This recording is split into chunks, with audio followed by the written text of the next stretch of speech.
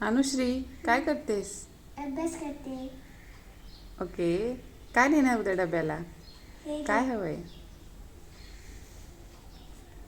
Ready आहे का? Beetroot. बीटरूटचं काय? Tikki. Beetroot tikki. Wow, picture तर खूप छान काढतेस ग. आणि कॅप्सिकम. ची भाजी. कॅप्सिकमची भाजी. Okay, done.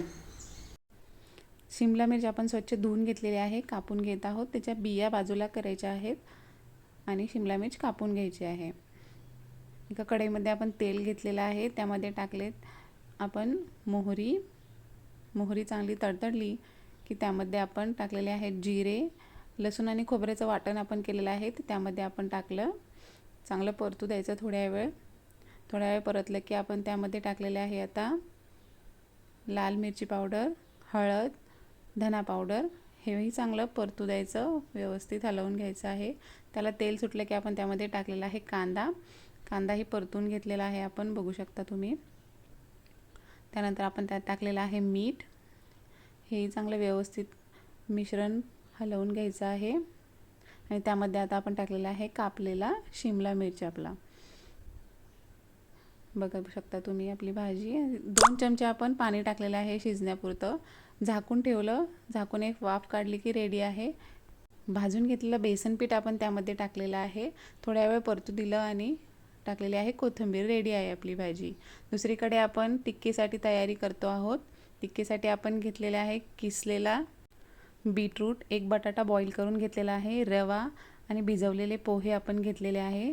हे मिश्रण चांगलं एकजीव करून घ्यायचं आहे, बघू शकता तुम्ही. त्यानंतर त्यात हळद, सांबर मसाला आणि मिरची पावडर, धना पावडर टाकलेली आहे. मीठ देखील आपण त्यामध्ये टाकलेलं आहे आणि कोथिंबीर. छान टेस्ट येते कोथिंबीरीने. आणि आपण अशा याच्या टिक्क्या करून घेणार आहोत, बघू शकता तुम्ही.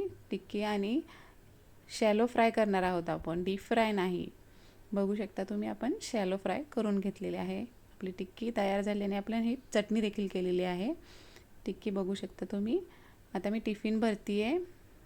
छोट्या टिफिनसाठी आहे ही आपली व्हाईट चटणी. आज व्हाईट चटणी केली आहे आपण. आणि आपल्या टिक्की, बीटरूट टिक्की आवडते तिला. ही बीटरूट टिक्की छान लागते टेस्टला, करून बघा तुम्ही एकदा. आपली शिमला मिरची भाजी आणि 2 चपात्या. आपली दोन्ही टिफिन रेडी आहेत. नोट आहे, thanks for being so awesome.